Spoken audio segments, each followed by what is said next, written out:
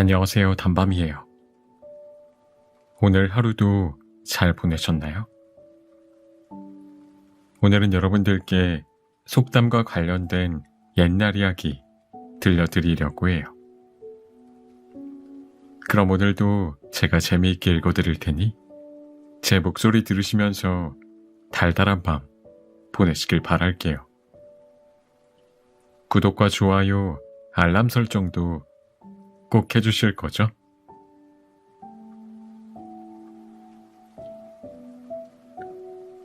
청기와 장수 같다. 어느 마을에 항아리를 만들어 파는 사람이 있었다.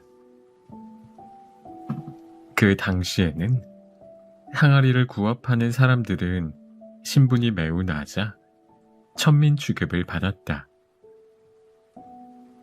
따라서 생활 역시 넉넉하지 못했다. 나도 돈을 벌어 편안하게 살 날이 올까? 항아리 구워 파는 사람은 아무도 없는 산에 올라가서 신세 타령을 하였다. 항아리를 구우려면 좋은 흙으로 빚어야 하는데 가까운 곳에 좋은 흙은 모두 부자가 차지하고 그 사람은 아무도 가지 않는 높은 산속의 흙을 받아 항아리를 만들어야 했다. 그러니 가난한 집안은 더욱 가난하고 힘이 들었다. 이복의 장서방, 그래 오늘 흙은 좀 괜찮은가? 동네 사람들은 놀림 반, 위안 반으로 항아리를 만들어 파는 사람에게 말을 걸곤 했다. 웬걸요, 죽겠다우. 장서방은 동네 사람들이 말을 건네주는 것만으로도 마음이 편했다. 장서방, 항아리 잘 만들게나. 사람들은 흙을 파서 산속으로만 들어가니 장서방을 꽝꽝 장서방이라고 불렀다. 항아리 사시오. 단단한 항아리 사시오. 장서방이 만든 항아리는 단단했다. 좀처럼 깨지지 않았다. 항아리가 깨지지 않으니 웬걸 잘 팔리지도 않았다. 항아리를 팔러 멀리까지 나가야 했다. 장서방이 먼 마을에 항아리를 팔러 갈 때 일이다. 날씨는 덥고 힘이 들어 항아리를 내려놓고 잠시 쉬고 있었다. 하늘엔 구름 한 점 없는 티 없이 맑은 날이다. 불어오는 산바람은 시원하게 장서방의 얼굴을 씻겨주었다. 이놈의 팔자, 언제면 두 다리 쭉 뻗고 살까? 장서방은 그날따라 신세 타령이 잦았다.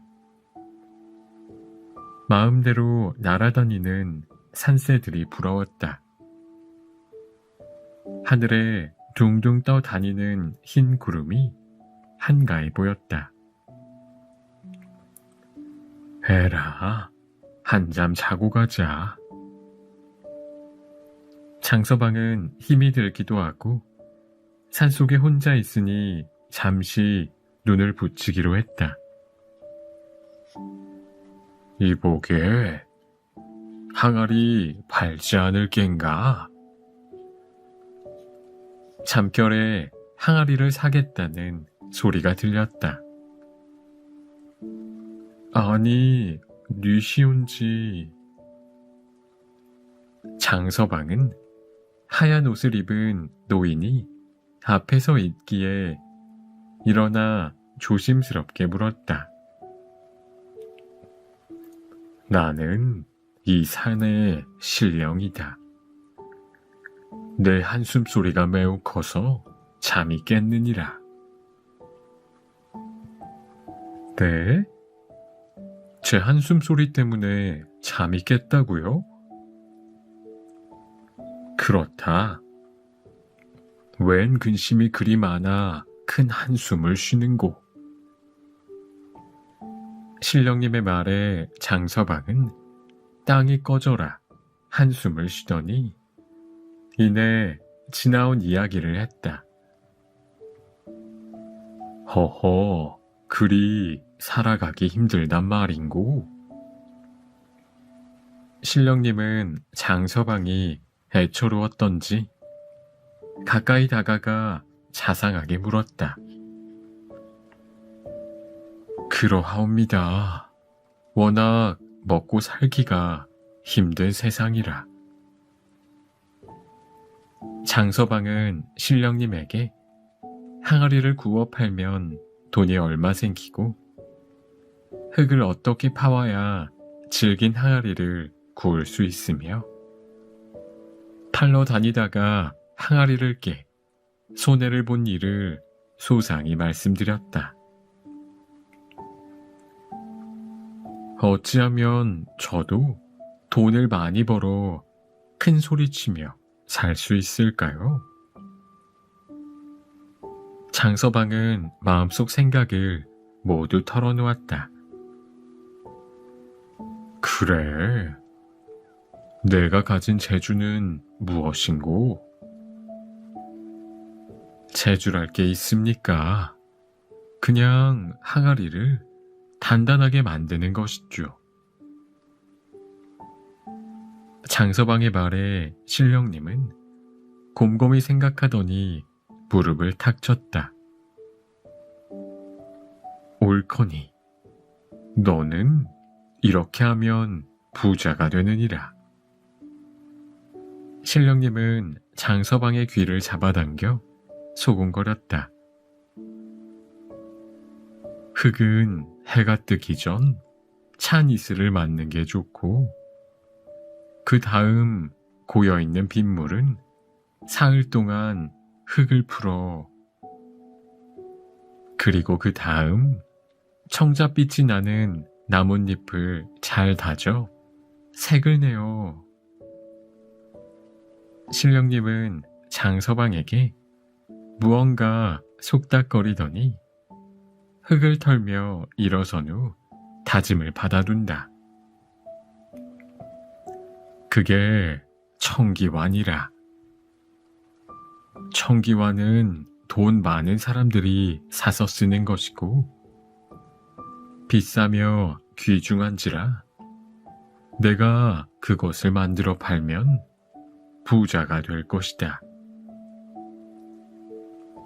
신령님은 이 말을 남기고 훨훨 연기처럼 사라지고 말았다. 신령님, 신령님. 장서방은 손을 내저으며 신령님을 붙잡으려 벌떡 일어서다가 항아리를 깨고 말았다. 에구, 이 아까운 것. 가만, 정녕 꿈만은 아닌데. 장서방은 얼굴을 꼬집어 보았다. 아팠다. 꿈이 아니었다. 아차, 청기와 만드는 방도를 전부 들었어야 했는데. 장서방은 뭔가 아쉬웠다. 청기화를 어떻게 만드는지 끝이 생각나지 않았다. 그날부터 장서방은 청기화 만드는데 정신이 팔렸다. 그 당시 청기화는 고급 집에만 쓰는 귀중한 것이었다. 우리나라에서는 청기화 만드는 기술이 부족하여 중국에서 수입했어야 할 정도였다. 장서방은 오로지 청기화 만드는 데만 매달려 있어서 가난한 집안이 더욱 기울었다. 쌀이 떨어지고 오래고 집이 헐어 비가 샌 지도 오래됐다. 어이구, 이보. 청기화 만든다고 누가 밥을 먹여주오. 당장 항아리나 만들어 팔아오시구려. 쌀 구경한 지가 한 달은 넘었소.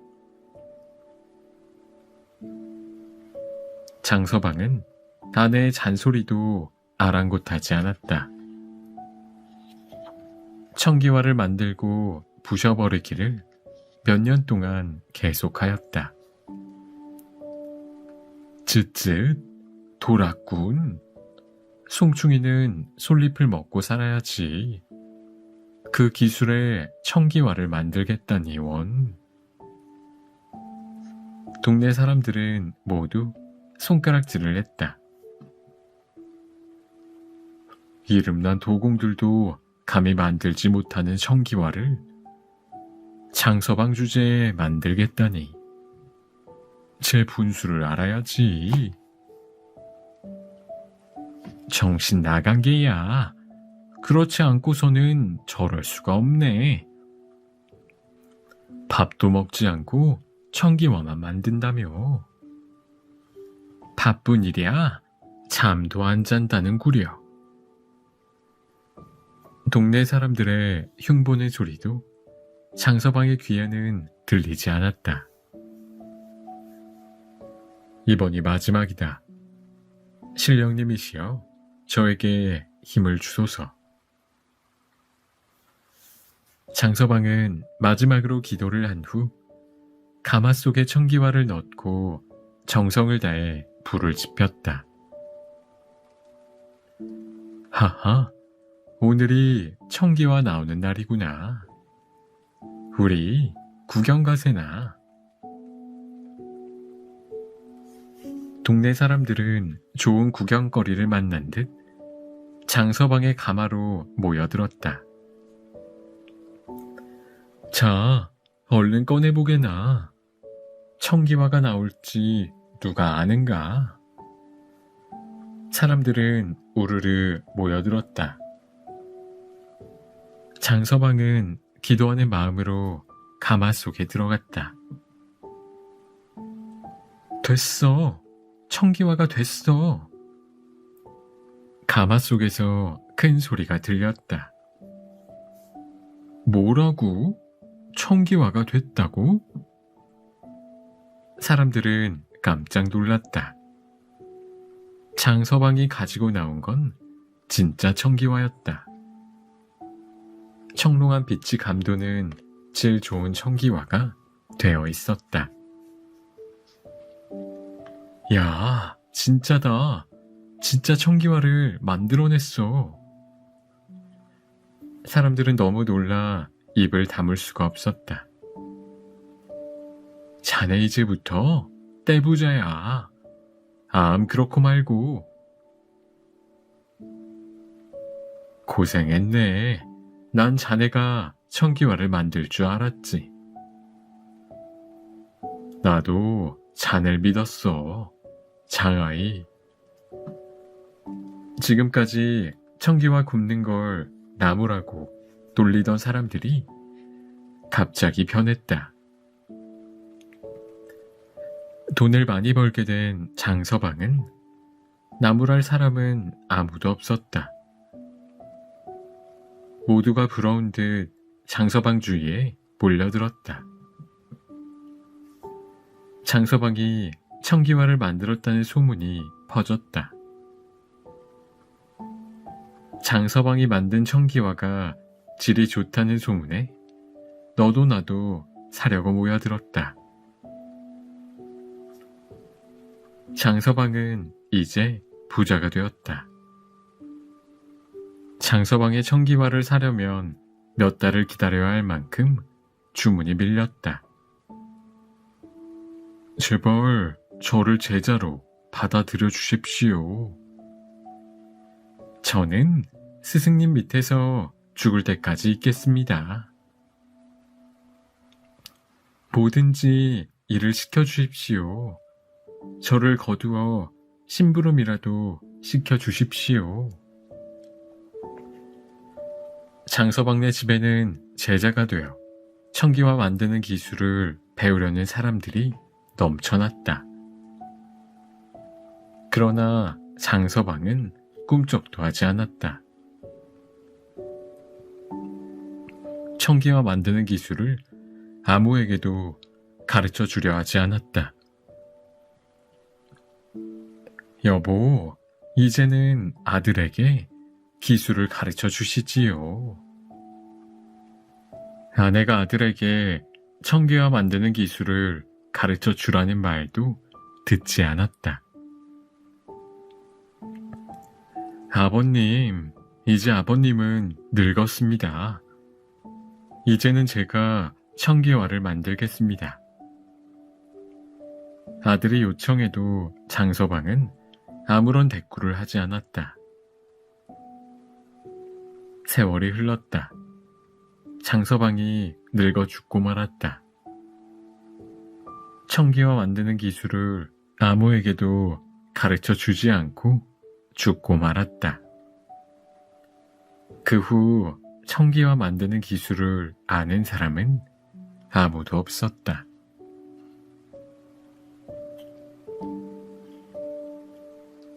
귀신이 곡할 노릇.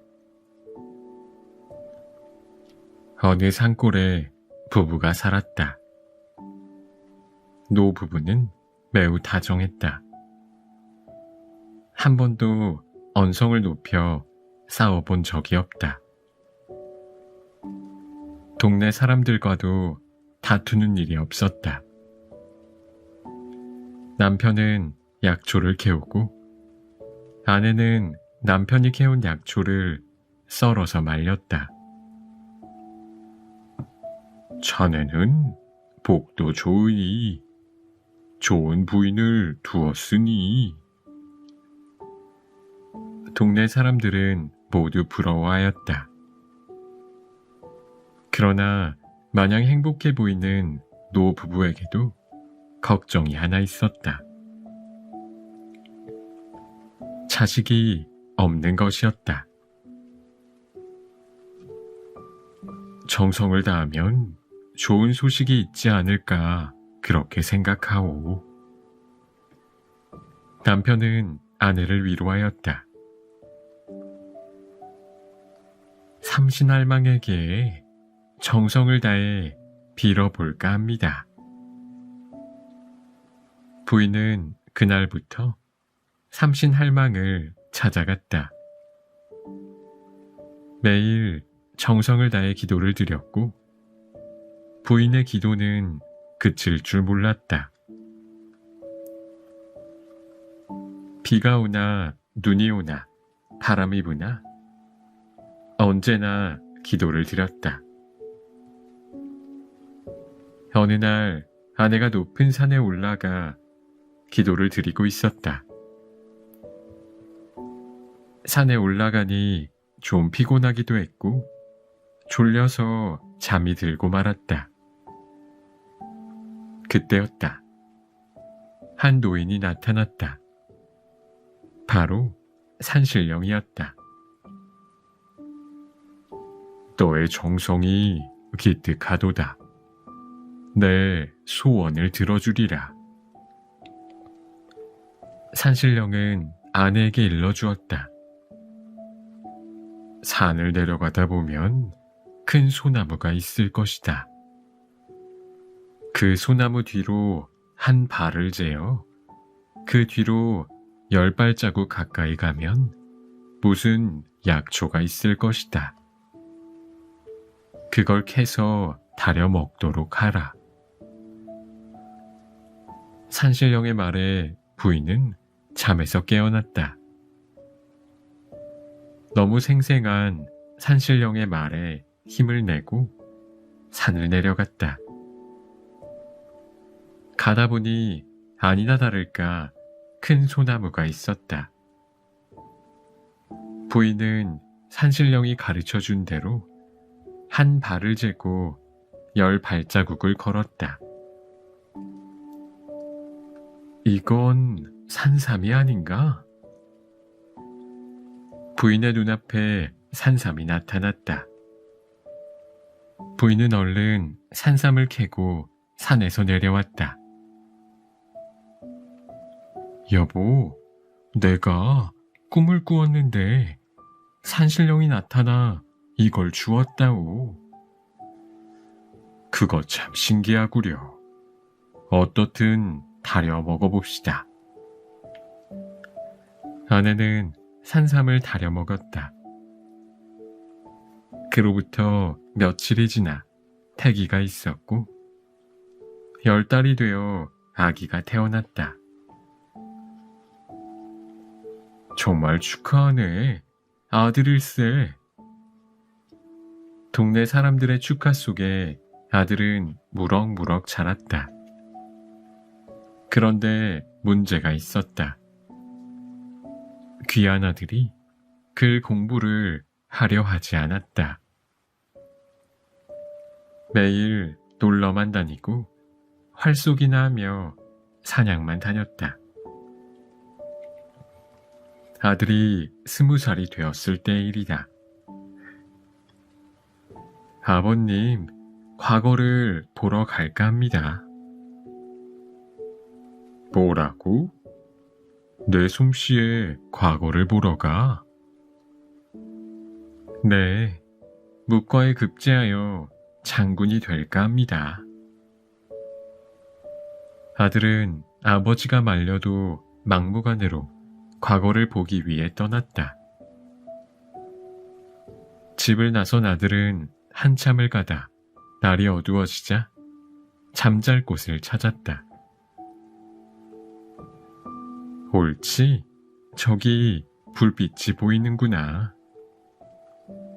마침 휘황찬란한 불빛이 보이는 곳으로 발길을 돌렸다. 과거를 보러 가는 중이요. 하룻밤 신세 질까 하오만. 그 집에는 혼인할 만큼 나이가 찬 딸이 있었다. 처녀 아버지는 밤에 찾아든 나그네가 마음에 들었다. 그래서 저녁을 후하게 차려주고 딸에게 물을 떠다 주게 하였다.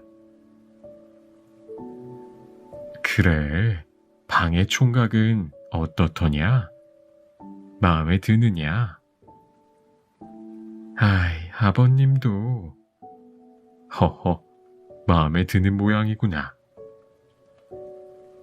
그 집 아버지는 다시 물을 떠서 그 청년에게로 갈아일렀다. 처녀는 물을 가지고 갔다. 여기 물을 떠왔사옵니다. 처녀의 말에 청년은 아무 대꾸도 하지 않았다. 여기 물을 떠왔사옵니다. 처녀가 다시 방을 열어도 청년은 아무 말도 하지 않았다. 다음날 청년은 아침 일찍 일어나 길을 떠날 차비를 하였다. 방문을 열고 나오다 깜짝 놀랐다. 그 집 딸이 방 앞에 목을 메고 죽어 있었다. 자신을 받아주지 않자 자살한 것이다. 청년은 급히 그 집을 나와서 과거장에 도착했다. 과거장에는 여러 사람들이 나와 있었다. 시험은 화살 5발을 쏘는 것이었다. 청년은 화살 시위를 당겨 힘껏 활을 쏘았다. 1발, 2발, 3발은 명중하였다.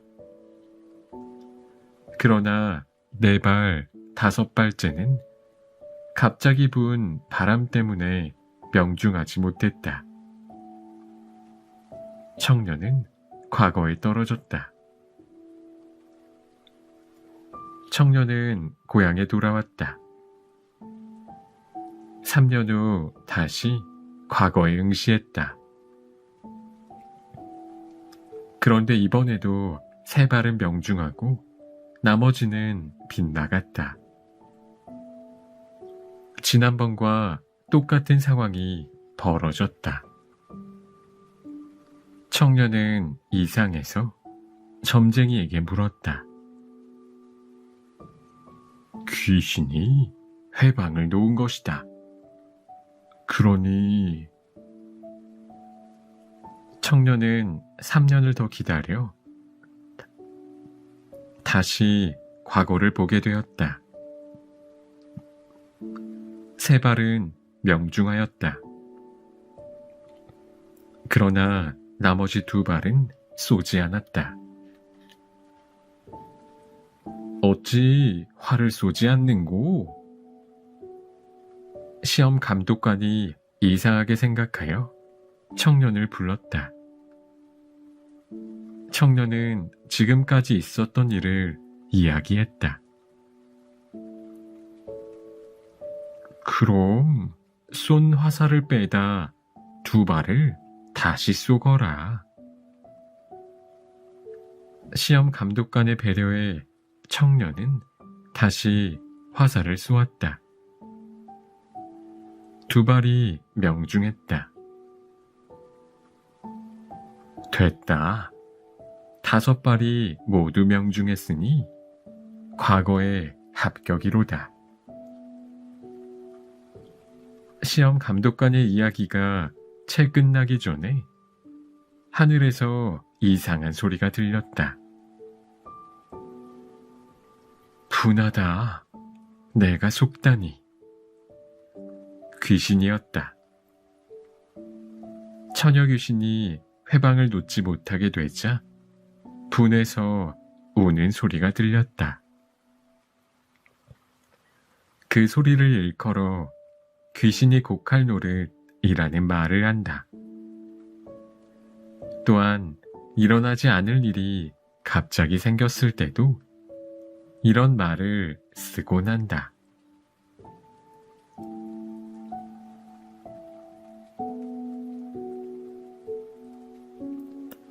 호랑이도 제 새끼 귀여워할 줄 안다. 호랑이가 담뱃대를 물고 뻐끔뻐끔 담배를 피던 시절에 어느 마을 사람들이 옹기종기 모여 살았다. 가난했지만 마음이 넉넉하고 착하게 사는 사람들이었다. 하루는 아낙네들이 산속에 나무를 캐러 갔다. 먹을 것이 없어 어려운 때인지라 산속에 들어가 나무를 캐던 일은 종종 있었다.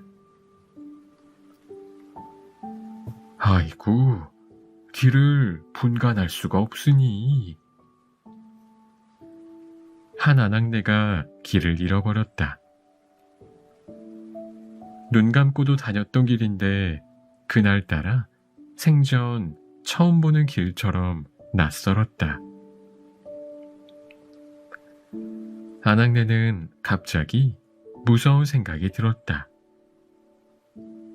으스스하고 머리끝이 쭈뼛하니 추웠다. 스치는 바람 소리도 무섭게 들렸다. 으히히히.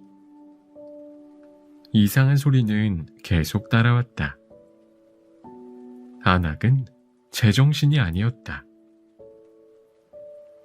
죽으림을 다해 도망치다 조그만 동굴 하나를 발견하였다.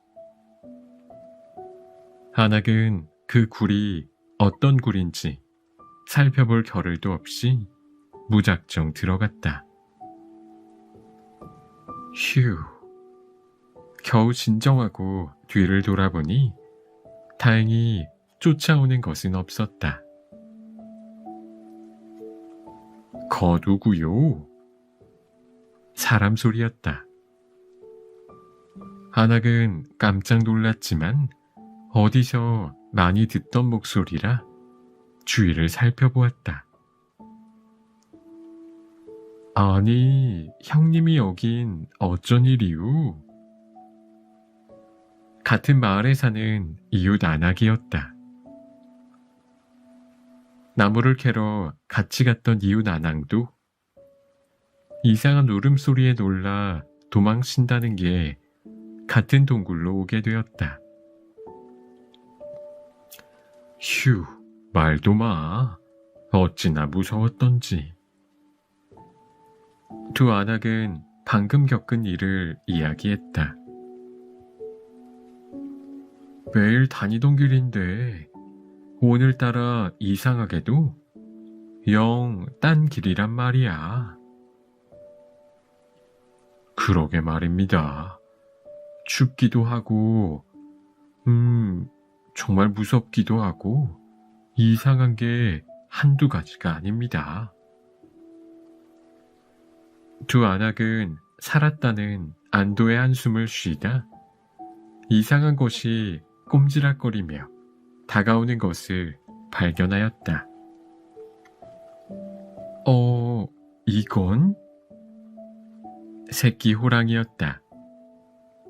새끼 호랑이 한 마리가 엉금엉금 기어오더니 안악의 무릎 위로 올라오는 게 아닌가?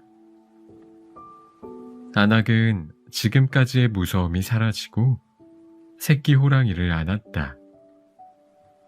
새끼 호랑이는 너무나 귀여웠다. 안악은 새끼 호랑이 머리를 쓰다듬어 주기도 하고 입맞춤도 하며 귀여워해 주었다. 이런 바보 같으니 그까짓 호랑이 새끼가 뭐가 좋다고. 아니, 요 코 좀 봐요. 수염이 벌써 자랐네요. 그까짓 놈은 쓸모가 없어. 아니, 우리 집에 가져가 키워서 집이나 지키게 해야지 원. 그럼 어미와 따로 떨어지게 되지 않나요? 불쌍해서 어쩌죠. 집어치우게. 아니, 우린 큰일 났다. 여긴... 아이고, 그러고 보니 호랑이 굴이네요. 어서 여길 빠져나가야지. 그러세, 어서. 두 안악이 호랑이 굴을 나오자마자 호랑이가 나타났다. 어흥. 두 안악은 들고 있던 호미를 내동댕이 치고 죽으림을 다해 도망쳐서 마을로 내려왔다. 살았구먼. 얼마나 놀랐는지. 동네 사람들은 안악을 반갑게 맞았다. 나무를 캐러 같이 갔던 안악네들은 모두 마을로 내려왔는데 두 안악만 보이지 않자 막 찾으러 가려던 참이었다. 휴, 말도 말아요. 귀신이 쫓아오질 않나? 호랑이가 나타나질 않나? 안악은 가쁜 숨을 몰아치며 지금까지 있었던 일을 모두 다 이야기했다. 그런데 그렇게 새끼 호랑이가 귀여울 수가 없어요. 안악은 못내 아쉬웠는지 새끼 호랑이 얘기를 꺼냈다. 그럼 자네 형님은 어디로 갔나? 알고 보니 지금 내려온 안악은 혼자뿐이었다. 아니, 함께 내려왔는데 어디 갔나? 그때서야 안악은 정신을 차리고 호랑이 굴 속에 같이 있었던 형님을 찾았다. 뭐야 이건? 안악은 다시 한번 놀랐다. 안악의 바구니에는 싱싱한 나물이 가득 들어 있었다. 이럴 수가. 바구니는 귀신 소리에 놀라 던져버렸고, 호미는 호랑이 소리에 어디엔가 버렸는데, 그리고 나무를 하나도 캐보지 않았는데. 마을 사람들도 신기했다. 던져버린 바구니에 나물이 가득 들어 있다는 게 믿어지지 않았다. 아니, 형님. 마을 사람들과 바구니를 보고 있을 때 죽을 상으로 나타난 안악은 얼굴이 말이 아니었다. 긁히고 찢기고 피투성이었다. 그랬다. 호랑이 굴에서 새끼 호랑이를 예쁘고 귀엽다며 머리를 쓰다듬었던 안악은 멀쩡했고, 호랑이 새끼를 잡아다 가두어 버리겠다던 안악은 호랑이에게 물려 죽을 고생을 했다. 그건 호랑이가 사람들의 이야기를 엿들어서 제 새끼가 귀엽다고 한 안악은 도와주고, 밉고 부려먹겠다는 안악은 혼을 냈다는 말이었다. 물론 그 안악의 바구니와 호미는 없었다. 호랑이도 역시 자기 새끼 보고 귀엽다고 해주는 것을 알았던 모양이다.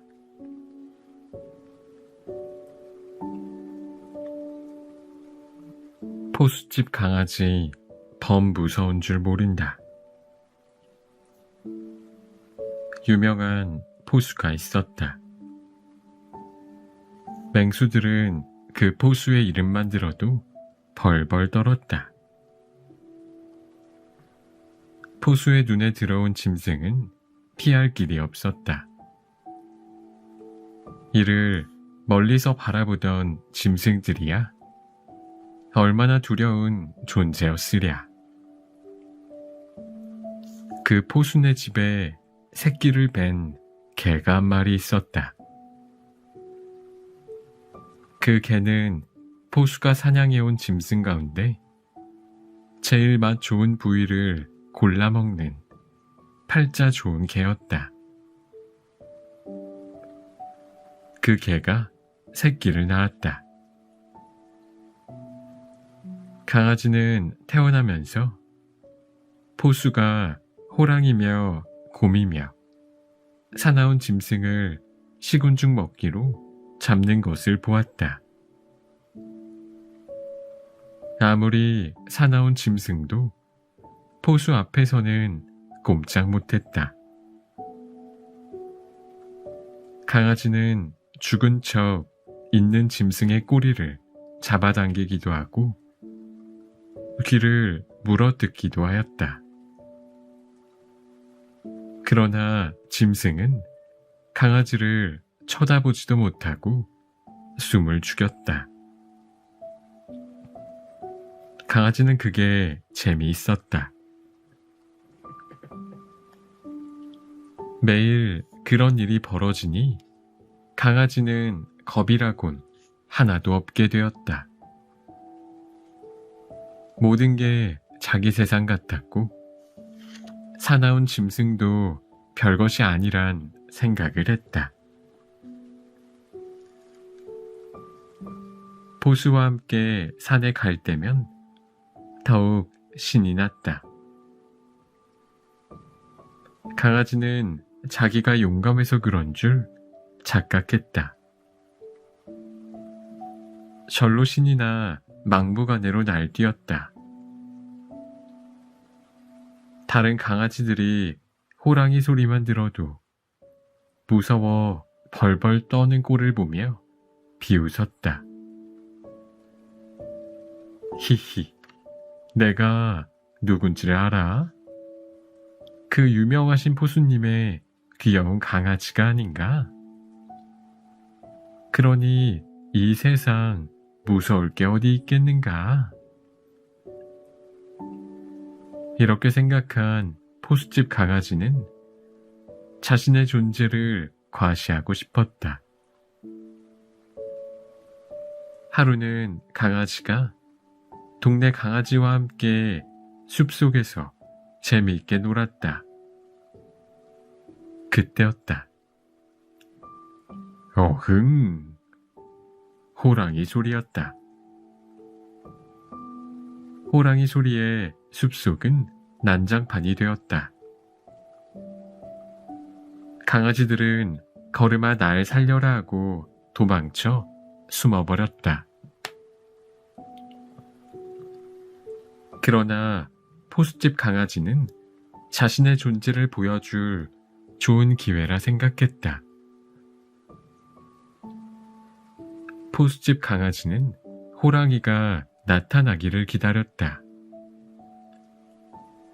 이윽고 호랑이가 나타났다.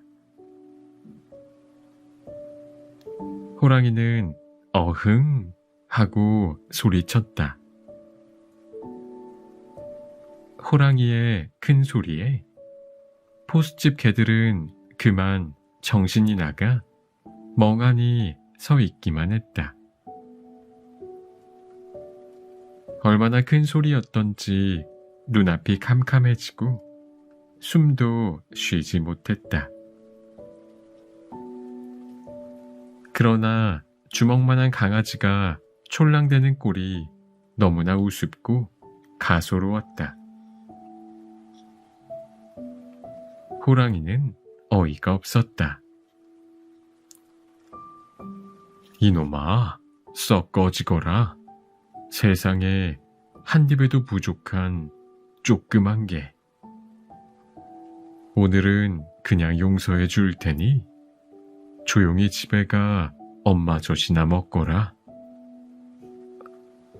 호랑이는 가소롭다는 듯이 웃으면서 포수집 강아지를 뒤로하며 유유히 숲속으로 사라졌다. 히히, 그것 봐. 내가 얼마나 무서웠으면 저리 꽁무니를 뺄까? 포수집 강아지는 우쭐거렸다. 숲속에서 숨을 죽이고 바라보던 동네 강아지들은 한숨을 돌리며 뛰쳐나왔다. 히히, 어때? 봤지? 내가 호랑이를 물리쳤다니까. 포수집 강아지는 기고만장했다. 호랑이가 자기가 두려워 도망쳤다고 자랑했다. 어느 날 포수집 강아지는 자기를 따르는 몇몇 친구들을 데리고 호랑이를 찾아 떠났다. 며칠이 지났다. 여기저기 돌아다니던 강아지는 나무 그늘 밑에서 낮잠을 자고 있는 호랑이를 발견했다. 강아지는 다짜고짜 달려들어 호랑이를 물어뜯었다.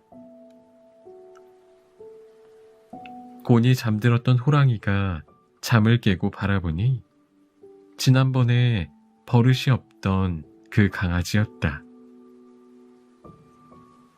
호랑이는 기가 막혔다. 이놈, 썩 물러가거라. 그렇지 않으면 혼나리라. 호랑이는 아무 일도 아닌 듯 그냥 다시 잠을 자며 코를 드르렁거렸다. 아니, 이놈이 그래도? 호랑이는 두 눈을 부릅떴다. 포수집 강아지는 큰 소리 쳤다. 내가 누군지 아느냐? 나는 저 아랫마을 그 유명하신 포수님 댁 강아지니라. 강아지는 달려들어 호랑이의 코를 덥석 물었다. 호랑이는 더 이상 참을 수가 없었다. 화가 나서 한 입에 포수집 강아지를 삼켜버리고 말았다.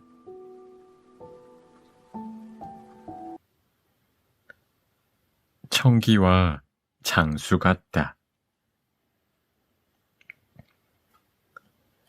어느 마을에 항아리를 만들어 파는 사람이 있었다. 그 당시에는 항아리를 구워 파는 사람들은 신분이 매우 낮아 천민 취급을 받았다. 따라서 생활 역시 넉넉하지 못했다. 나도 돈을 벌어 편안하게 살 날이 올까? 항아리 구워 파는 사람은 아무도 없는 산에 올라가서 신세 타령을 하였다. 항아리를 구우려면 좋은 흙으로 빚어야 하는데 가까운 곳에 좋은 흙은 모두 부자가 차지하고 그 사람은 아무도 가지 않는 높은 산속의 흙을 받아 항아리를 만들어야 했다. 그러니 가난한 집안은 더욱 가난하고 힘이 들었다. 이복의 장서방, 그래, 오늘 흙은 좀 괜찮은가? 동네 사람들은 놀림 반, 위안 반으로 항아리를 만들어 파는 사람에게 말을 걸곤 했다. 웬걸요? 죽겠다우. 장서방은 동네 사람들이 말을 건네주는 것만으로도 마음이 편했다. 장서방, 항아리 잘 만들게나. 사람들은 흙을 파서 산속으로만 들어가니 장서방을 꽝꽝 장서방이라고 불렀다. 항아리 사시오. 단단한 항아리 사시오. 장서방이 만든 항아리는 단단했다. 좀처럼 깨지지 않았다. 항아리가 깨지지 않으니 웬걸 잘 팔리지도 않았다. 항아리를 팔러 멀리까지 나가야 했다. 장서방이 먼 마을에 항아리를 팔러 갈 때의 일이다. 날씨는 덥고 힘이 들어 항아리를 내려놓고 잠시 쉬고 있었다. 하늘엔 구름 한 점 없는 티 없이 맑은 날이다. 불어오는 산바람은 시원하게 장서방의 얼굴을 씻겨주었다. 이놈의 팔자, 언제면 두 다리 쭉 뻗고 살까? 장서방은 그날따라 신세 타령이 잦았다. 마음대로 날아다니는 산새들이 부러웠다. 하늘에 둥둥 떠다니는 흰 구름이 한가해 보였다. 에라, 한잠 자고 가자. 장서방은 힘이 들기도 하고 산속에 혼자 있으니 잠시 눈을 붙이기로 했다. 이보게, 항아리 팔지 않을 겐가? 잠결에 항아리를 사겠다는 소리가 들렸다. 아니, 뉘시온지. 장서방은 하얀 옷을 입은 노인이 앞에 서 있기에 일어나 조심스럽게 물었다. 나는 이 산의 신령이다. 내 한숨 소리가 매우 커서 잠이 깼느니라. 네? 제 한숨 소리 때문에 잠이 깼다고요? 그렇다. 웬 근심이 그리 많아 큰 한숨을 쉬는고. 신령님의 말에 장서방은 땅이 꺼져라 한숨을 쉬더니 이내 지나온 이야기를 했다. 허허, 그리 살아가기 힘들단 말인고. 신령님은 장서방이 애처로웠던지 가까이 다가가 자상하게 물었다. 그러하옵니다. 워낙 먹고 살기가 힘든 세상이라. 장서방은 신령님에게 항아리를 구워 팔면 돈이 얼마 생기고 흙을 어떻게 파와야 질긴 항아리를 구울 수 있으며 팔러 다니다가 항아리를 깨 손해를 본 일을 소상히 말씀드렸다. 어찌하면 저도 돈을 많이 벌어 큰 소리치며 살 수 있을까요? 장서방은 마음속 생각을 모두 털어놓았다. 그래, 내가 가진 재주는 무엇인고? 재주랄 게 있습니까?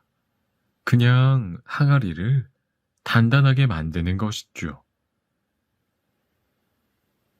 장서방의 말에 신령님은 곰곰이 생각하더니 무릎을 탁 쳤다. 옳거니, 너는 이렇게 하면 부자가 되느니라. 신령님은 장서방의 귀를 잡아당겨 소곤거렸다. 흙은 해가 뜨기 전 찬 이슬을 맞는 게 좋고 그 다음 고여있는 빗물은 사흘 동안 흙을 풀어 그리고 그 다음 청자빛이 나는 나뭇잎을 잘 다져 색을 내어. 신령님은 장서방에게 무언가 속닥거리더니 흙을 털며 일어선 후 다짐을 받아둔다. 그게 청기환이라. 청기환은 돈 많은 사람들이 사서 쓰는 것이고 비싸며 귀중한지라 내가 그것을 만들어 팔면 부자가 될 것이다. 신령님은 이 말을 남기고 훨훨 연기처럼 사라지고 말았다. 신령님, 신령님. 장서방은 손을 내저으며 신령님을 붙잡으려 벌떡 일어서다가 항아리를 깨고 말았다. 에구, 이 아까운 것. 가만, 정녕 꿈만은 아닌데. 장서방은 얼굴을 꼬집어 보았다. 아팠다. 꿈이 아니었다. 아차, 청기와 만드는 방도를 전부 들었어야 했는데. 장서방은 뭔가 아쉬웠다. 청기화를 어떻게 만드는지 끝이 생각나지 않았다. 그날부터 장서방은 청기화 만드는데 정신이 팔렸다. 그 당시 청기화는 고급 집에만 쓰는 귀중한 것이었다. 우리나라에서는 청기화 만드는 기술이 부족하여 중국에서 수입해 써야 할 정도였다. 장서방은 오로지 청기화 만드는 데만 매달려 있어서 가난한 집안이 더욱 기울었다. 쌀이 떨어지고 오래고 집이 헐어 비가 샌 지도 오래됐다. 어이구, 이보. 청기화 만든다고 누가 밥을 먹여주오. 당장 항아리나 만들어 팔아오시구려. 쌀 구경한 지가 한 달은 넘었소. 장서방은 아내의 잔소리도 아랑곳하지 않았다. 청기화를 만들고 부셔버리기를 몇 년 동안 계속하였다. 쯧쯧, 돌았군.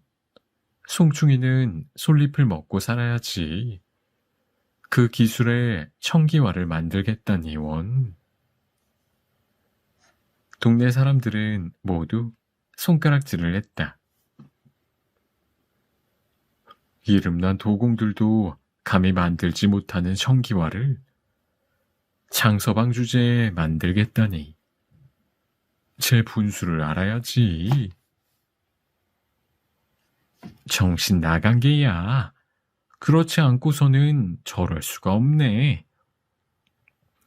밥도 먹지 않고 청기화만 만든다며.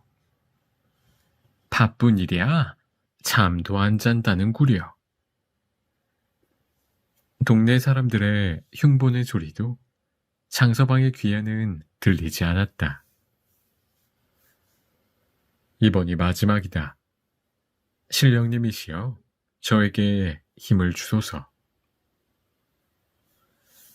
장서방은 마지막으로 기도를 한 후 가마 속에 청기화를 넣고 정성을 다해 불을 지폈다. 하하, 오늘이 청기화 나오는 날이구나. 우리 구경 가세나. 동네 사람들은 좋은 구경거리를 만난 듯 장서방의 가마로 모여들었다. 자, 얼른 꺼내보게나. 청기화가 나올지 누가 아는가? 사람들은 우르르 모여들었다. 장서방은 기도하는 마음으로 가마 속에 들어갔다. 됐어. 청기화가 됐어. 가마 속에서 큰 소리가 들렸다. 뭐라고? 청기화가 됐다고? 사람들은 깜짝 놀랐다. 장서방이 가지고 나온 건 진짜 청기화였다. 청롱한 빛이 감도는 제일 좋은 청기화가 되어 있었다. 야, 진짜다. 진짜 청기화를 만들어냈어. 사람들은 너무 놀라 입을 다물 수가 없었다. 자네 이제부터 떼부자야. 암 그렇고 말고. 고생했네. 난 자네가 청기화를 만들 줄 알았지. 나도 자네를 믿었어. 장아이. 지금까지 청기화 굽는 걸 나무라고 놀리던 사람들이 갑자기 변했다. 돈을 많이 벌게 된 장서방은 나무랄 사람은 아무도 없었다. 모두가 부러운 듯 장서방 주위에 몰려들었다. 장서방이 청기화를 만들었다는 소문이 퍼졌다.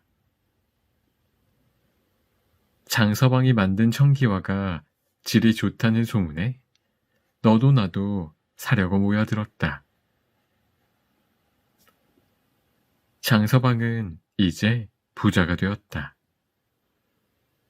장서방의 청기화를 사려면 몇 달을 기다려야 할 만큼 주문이 밀렸다. 제발 저를 제자로 받아들여 주십시오. 저는 스승님 밑에서 죽을 때까지 있겠습니다. 뭐든지 일을 시켜주십시오. 저를 거두어 심부름이라도 시켜주십시오. 장서방네 집에는 제자가 되어 청기화 만드는 기술을 배우려는 사람들이 넘쳐났다.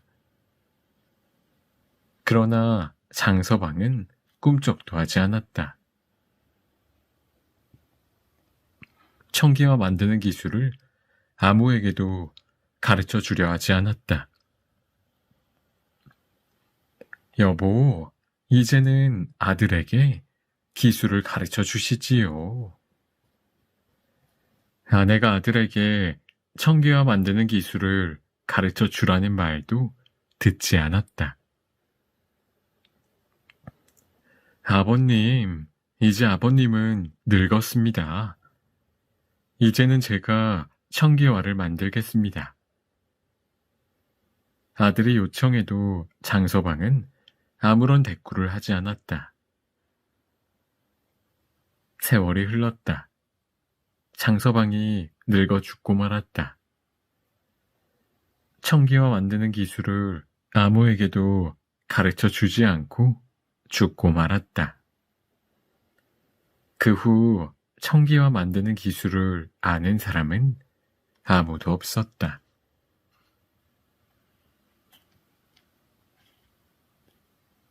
귀신이 곡할 노릇. 어느 산골에 부부가 살았다. 노부부는 매우 다정했다. 한 번도 언성을 높여 싸워본 적이 없다. 동네 사람들과도 다투는 일이 없었다. 남편은 약초를 캐오고 아내는 남편이 캐온 약초를 썰어서 말렸다. 자네는 복도 좋으니 좋은 부인을 두었으니. 동네 사람들은 모두 부러워하였다. 그러나 마냥 행복해 보이는 노 부부에게도 걱정이 하나 있었다. 자식이 없는 것이었다. 정성을 다하면 좋은 소식이 있지 않을까 그렇게 생각하오. 남편은 아내를 위로하였다. 삼신할망에게 정성을 다해 빌어볼까 합니다. 부인은 그날부터 삼신할망을 찾아갔다. 매일 정성을 다해 기도를 드렸고 부인의 기도는 그칠 줄 몰랐다. 비가 오나 눈이 오나 바람이 부나 언제나 기도를 드렸다. 어느 날 아내가 높은 산에 올라가 기도를 드리고 있었다.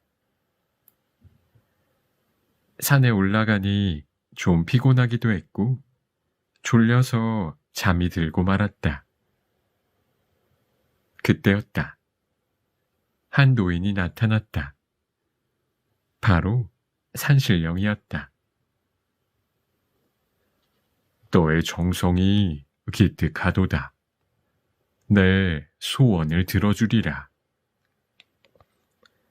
산신령은 아내에게 일러주었다. 산을 내려가다 보면 큰 소나무가 있을 것이다. 그 소나무 뒤로 한 발을 재어 그 뒤로 10발자국 가까이 가면 무슨 약초가 있을 것이다. 그걸 캐서 다려 먹도록 하라. 산신령의 말에 부인은 잠에서 깨어났다. 너무 생생한 산신령의 말에 힘을 내고 산을 내려갔다. 가다 보니 아니나 다를까 큰 소나무가 있었다. 부인은 산신령이 가르쳐준 대로 한 발을 재고 10발자국을 걸었다. 이건 산삼이 아닌가? 부인의 눈앞에 산삼이 나타났다. 부인은 얼른 산삼을 캐고 산에서 내려왔다. 여보, 내가 꿈을 꾸었는데 산신령이 나타나 이걸 주었다오. 그거 참 신기하구려. 어떻든 다려 먹어봅시다. 아내는 산삼을 다려 먹었다. 그로부터 며칠이 지나 태기가 있었고 10달이 되어 아기가 태어났다. 정말 축하하네. 아들일세. 동네 사람들의 축하 속에 아들은 무럭무럭 자랐다. 그런데 문제가 있었다.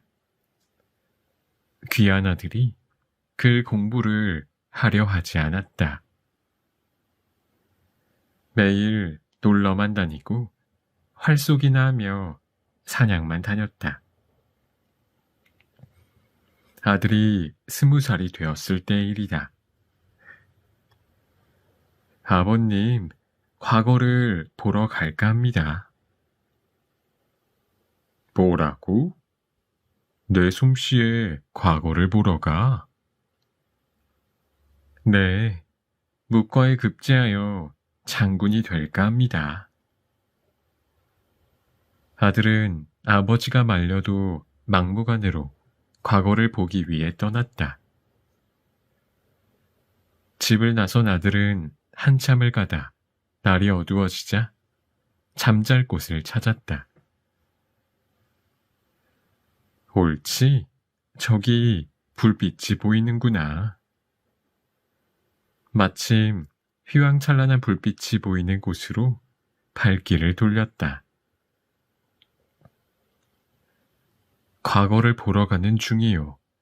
하룻밤 신세 질까 하오만. 그 집에는 혼이 날 만큼 나이가 찬 딸이 있었다. 처녀 아버지는 밤에 찾아든 나그네가 마음에 들었다.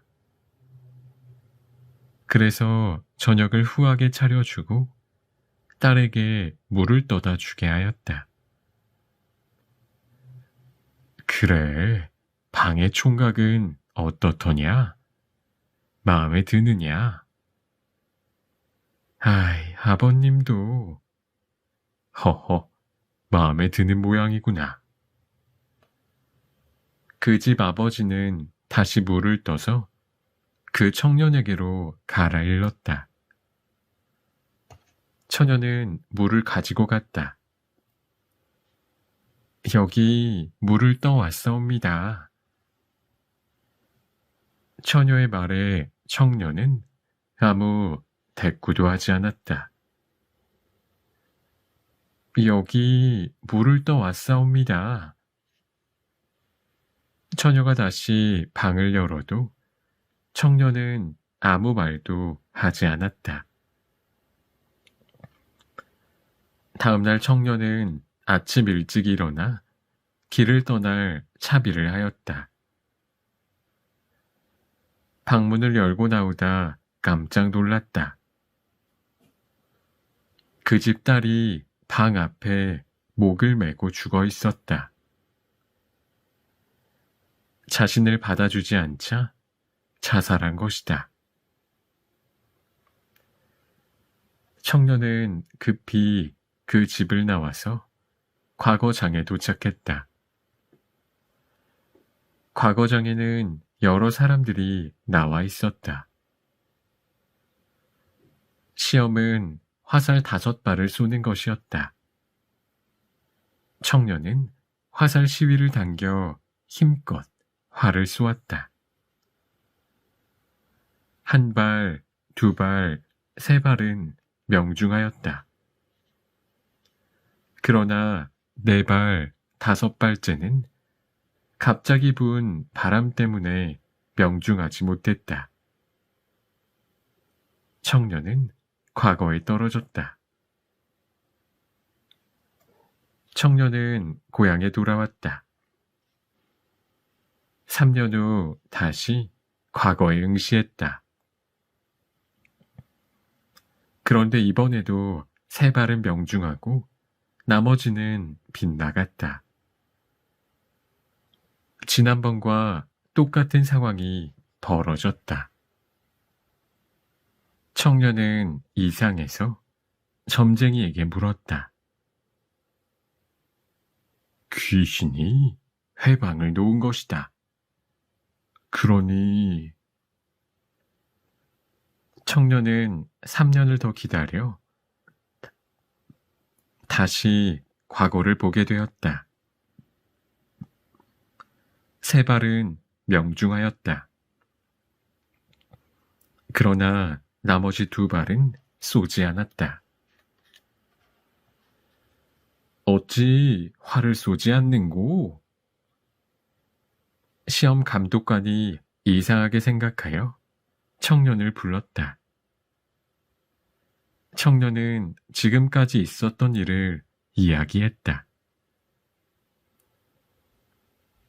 그럼 쏜 화살을 빼다 두 발을 다시 쏘거라. 시험 감독관의 배려에 청년은 다시 화살을 쏘았다. 두 발이 명중했다. 됐다. 5발이 모두 명중했으니 과거의 합격이로다. 시험 감독관의 이야기가 채 끝나기 전에 하늘에서 이상한 소리가 들렸다. 분하다. 내가 속다니. 귀신이었다. 처녀 귀신이 회방을 놓지 못하게 되자 분해서 우는 소리가 들렸다. 그 소리를 일컬어 귀신이 곡할 노릇이라는 말을 한다.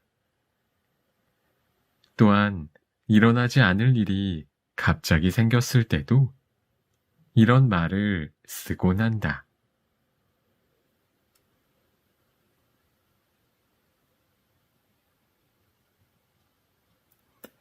호랑이도 제 새끼 귀여워할 줄 안다.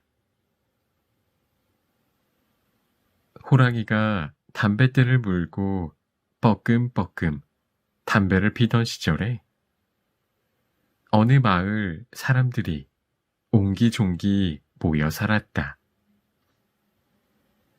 가난했지만 마음이 넉넉하고 착하게 사는 사람들이었다.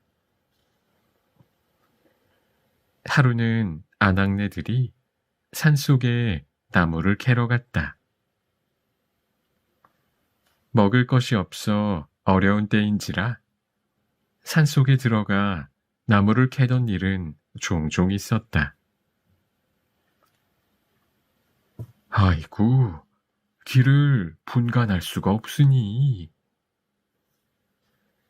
한 아낙네가 길을 잃어버렸다. 눈 감고도 다녔던 길인데 그날따라 생전 처음 보는 길처럼 낯설었다. 아낙네는 갑자기 무서운 생각이 들었다. 으스스하고 머리끝이 쭈뼛하니 추웠다. 스치는 바람 소리도 무섭게 들렸다. 으히히히. 이상한 소리는 계속 따라왔다. 아낙은 제정신이 아니었다. 죽으림을 다해 도망치다 조그만 동굴 하나를 발견하였다. 아낙은 그 굴이 어떤 굴인지 살펴볼 겨를도 없이 무작정 들어갔다. 휴. 겨우 진정하고 뒤를 돌아보니 다행히 쫓아오는 것은 없었다. 거두구요. 사람 소리였다. 아낙은 깜짝 놀랐지만 어디서 많이 듣던 목소리라 주위를 살펴보았다. 아니, 형님이 여긴 어쩐 일이유? 같은 마을에 사는 이웃 안악이었다. 나무를 캐러 같이 갔던 이웃 안악도 이상한 울음소리에 놀라 도망친다는 게 같은 동굴로 오게 되었다. 휴, 말도 마. 어찌나 무서웠던지. 두 안악은 방금 겪은 일을 이야기했다. 매일 다니던 길인데 오늘따라 이상하게도 영 딴 길이란 말이야. 그러게 말입니다. 춥기도 하고, 정말 무섭기도 하고, 이상한 게 한두 가지가 아닙니다.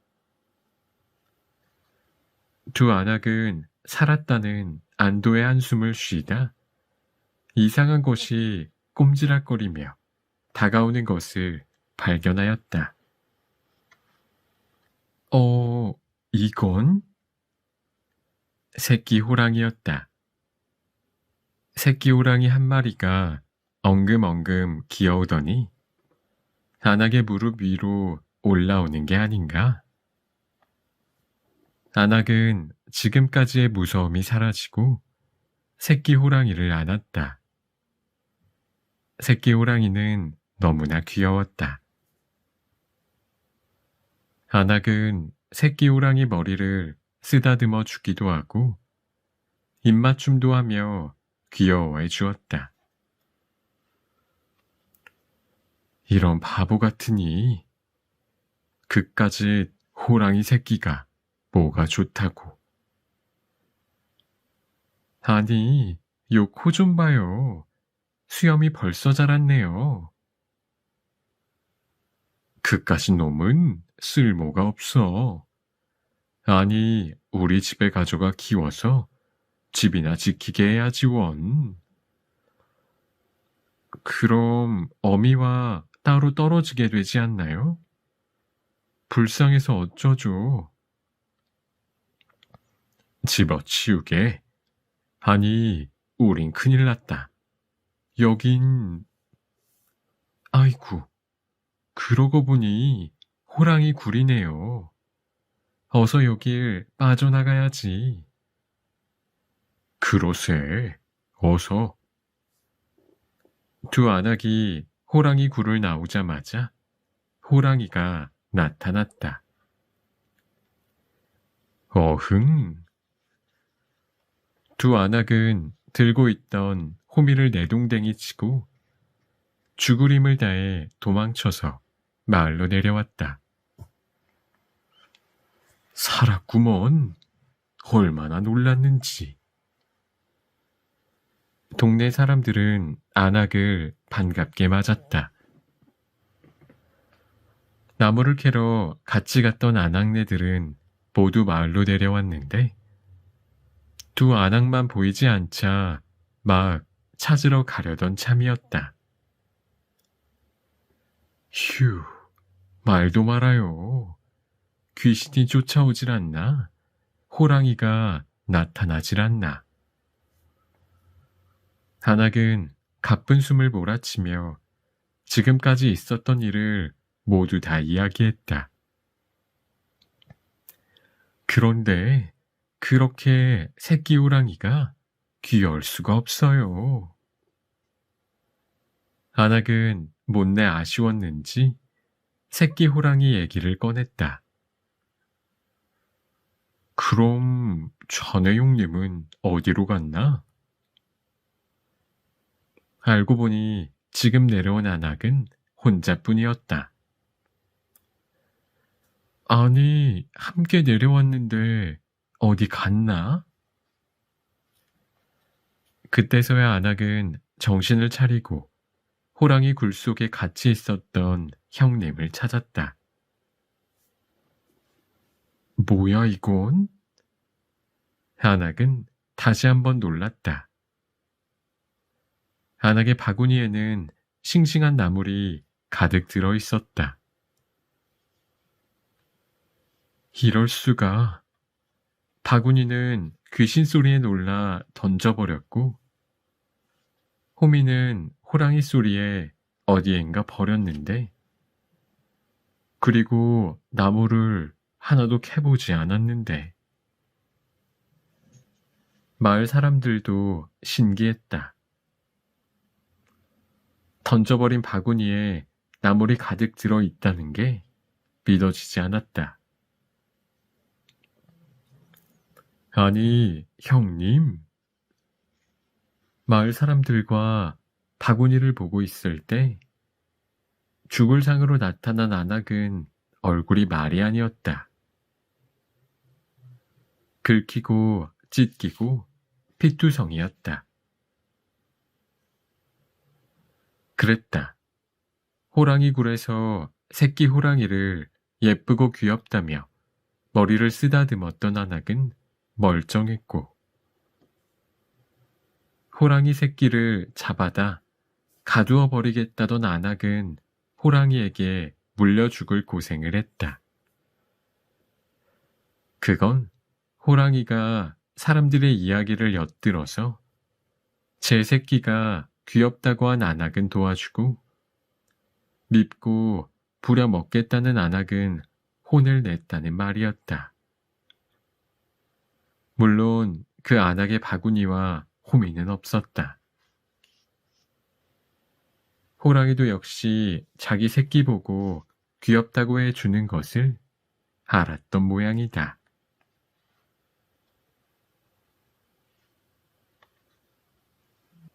포수집 강아지 범 무서운 줄 모른다. 유명한 포수가 있었다. 맹수들은 그 포수의 이름만 들어도 벌벌 떨었다.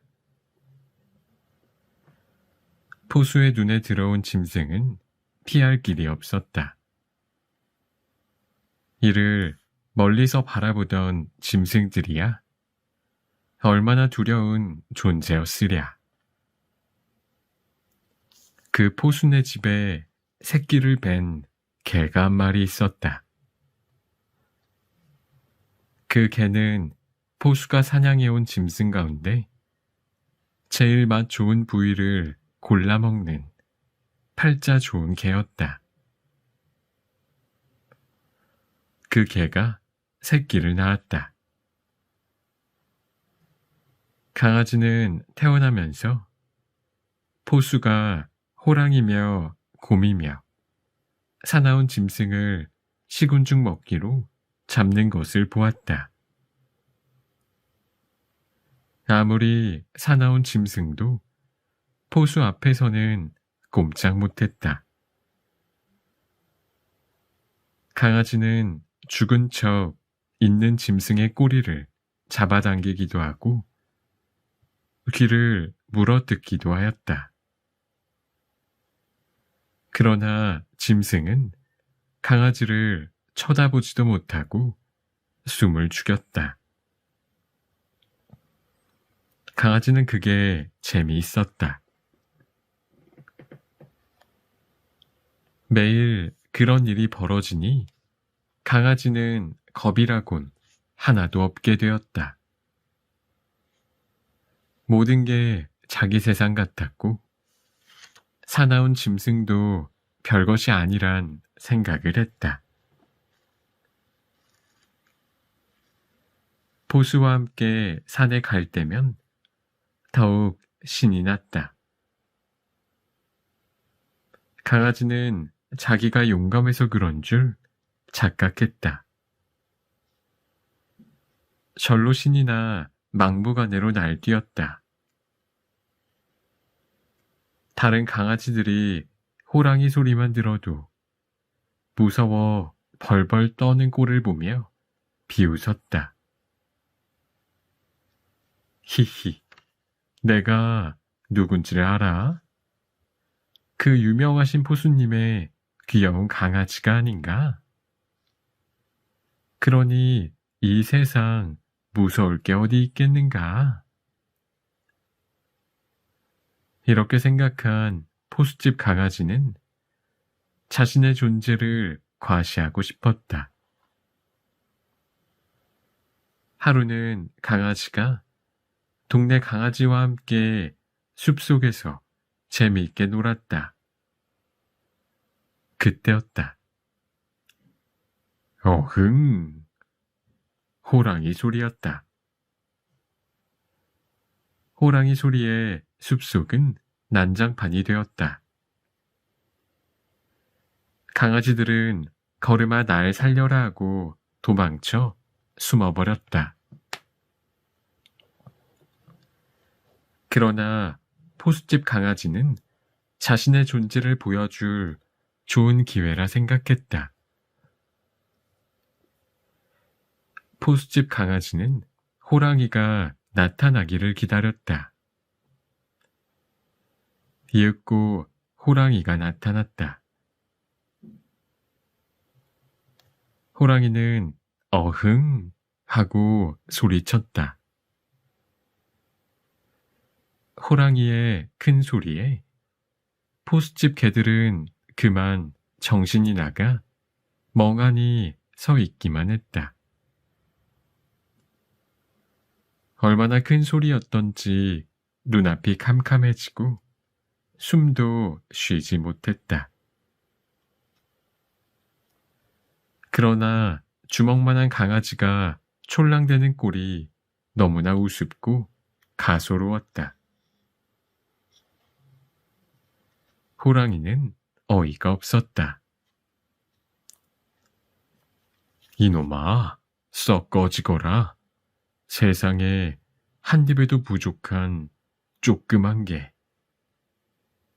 오늘은 그냥 용서해 줄 테니 조용히 집에 가 엄마 젖이나 먹거라. 호랑이는 가소롭다는 듯이 웃으면서 포수집 강아지를 뒤로하며 유유히 숲속으로 사라졌다. 히히, 그것 봐. 내가 얼마나 무서웠으면 저리 꽁무니를 뺄까? 포수집 강아지는 우쭐거렸다. 숲속에서 숨을 죽이고 바라보던 동네 강아지들은 한숨을 돌리며 뛰쳐나왔다. 히히, 어때? 봤지? 내가 호랑이를 물리쳤다니까.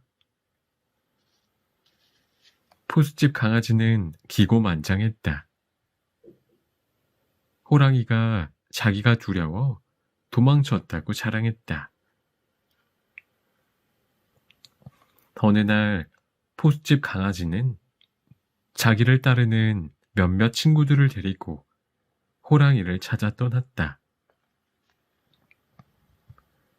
며칠이 지났다.